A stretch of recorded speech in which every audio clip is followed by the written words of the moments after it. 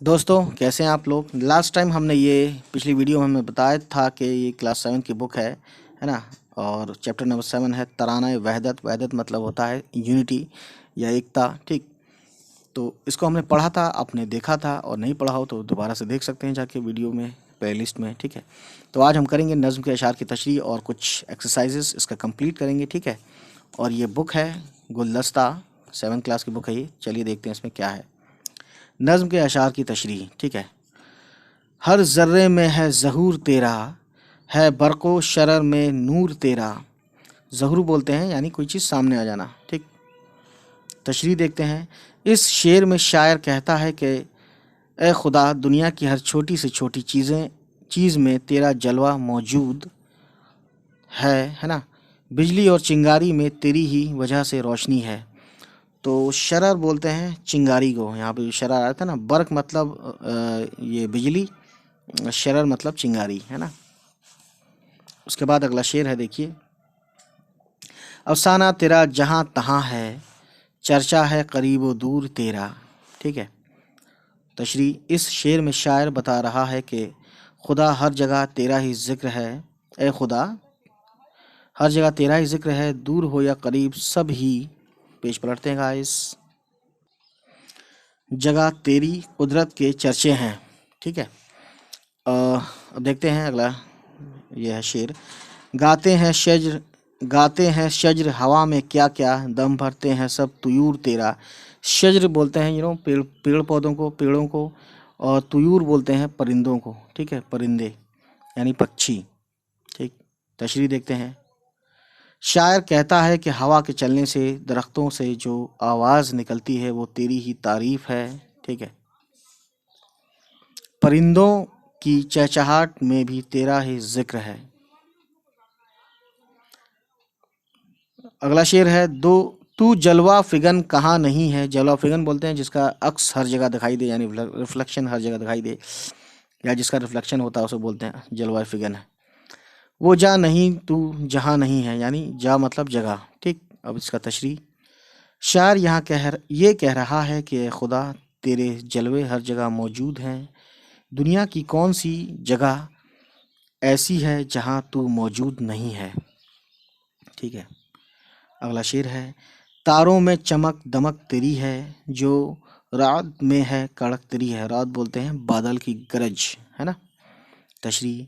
शायर कहता है कि खुदा, तू सितारों की जगमगाहट में मौजूद है, बादलों में जो कड़क, है ना, जो कड़क है वो तेरी ही वजह से है। ठीक, ए बाई से रौनक गुलिस्तां, शाखों में लहक चहक तेरी है। तशरीह देखते हैं। शायर कह रहा है कि ए खुदा, तेरी वजह से बागों में रौनक है और तेरी ही वजह से टहनियाँ झूम रही हैं। ठीक है, ये अगला शेर है। हर गुंचे में तेरा तबस्सुम, हर गुल में भरी महक तेरी है। शायर है, तशरीह है।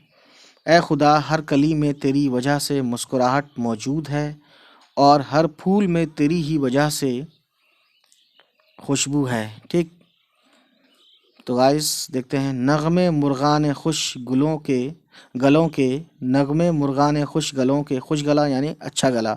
नगमे मुर्गाने यानी कि परिंदों का जो गीत है या परिंदों की जो नगमे हैं। ठीक है, कहते हैं ये सब चहक तेरी है। तशरीह है। शायर इस शेर में कहता है कि परिंदे, सुरीली आवाज़ वाले परिंदे जो नगमे गा रहे हैं, ए खुदा, उनकी ये चहक तेरी ही अता करदा है, यानी अता करदा यानी तेरी ही देन है। अब अगला देखते हैं शेर बहुत ही ज़्यादा अच्छे से। उसके बाद देखेंगे मरकज़ी ख़याल।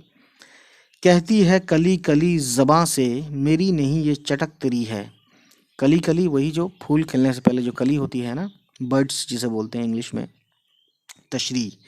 नज़्म के इस आखिरी शेर में शायर कह रहा है कि हर गुंचा, गुंचा भी कली को ही बोलते हैं, हर गुंचा पुकार पुकार कर कह रहा है कि ए खुदा, मेरा खिलना तेरी वजह से है। सॉरी, दिखा नहीं, मेरा खिलना तेरी वजह से है ना। सो गाइस, अब देखते हैं मरकज़ी ख़याल क्या है, क्यों है, किस तरह से है। मरकज़ी ख़याल, इस नज़्म का मरकज़ी ख़याल ये है कि कायनात की हर शय में खुदा का जलवा पोशीदा है ना। ये सारी कायनात इसी की सफ़ात का मज़हर है। सफ़ात बोलते हैं क्वालिटीज़, मज़हर यानी कि उसका मज़हर बोलते हैं एक तरह से कोई चीज़ दिखाई देना, कि उसकी क्वालिटीज़ का जो है वो उसकी दिखाई देती हैं, थोड़ी थोड़ी हल्का हल्की क्वालिटीज़ उसकी दिखाई देती हैं चीज़ों पर। अल्लाह ने हर चीज़ में कोई ना कोई दिलकशी यानी कि अट्रैक्शन, खूबी या सलाहियत रखी है, यानी कैपेबिलिटीज़। मसलन जुगनू छोटा सा है ना, चमकने वाला कीड़ा है, उसमें रोशनी भी है और तारीकी भी है, यानी रोशनी भी है जुगनू में और अंधेरा भी है। दोस्तों, छोटे से कुछ सवालात और जवाबात हैं, तो देख लेते हैं। पहला सवाल है, इस नज़्म में शायर किस से मुखातिब है? मुखातिब होना यानी किस से बात कर रहा है।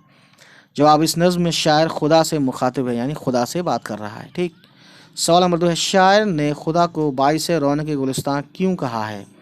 जवाब है गाइस, शायर ने खुदा को बाइस रौनक गुलिस्तान इसलिए कहा है कि दुनिया की हर चीज़ में खुदा का जलवा मौजूद है। ठीक है, गुलिस्तान में जो रौनक है वो खुदा ही की दी हुई है, ये बात सच भी है।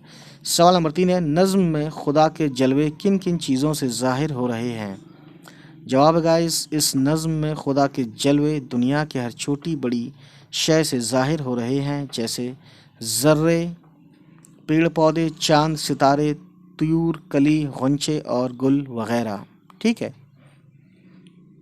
तयूर बोलते हैं परिंदे को, कली तो जानते हैं, गुंचे कली का दूसरा नाम है, गुल यानी कि फूल। ठीक है। दोस्तों, आज की कहानी इतनी है। नेक्स्ट टाइम हम आएंगे नई वीडियो लेकर, जिसका नाम है ज़मीं के तारे तारे कह रहा हूँ मैं। तो दोस्तों, आज की कहानी इतनी ही, और उम्मीद करता हूँ ये वीडियो आपको पसंद आई हो, और पसंद आई तो प्लीज़ हमारे चैनल को सब्सक्राइब कीजिएगा, उन तक पहुँचाइएगा जिसको इसकी ज़रूरत है। चलिए मिलते हैं, बाय बाय, टेक केयर।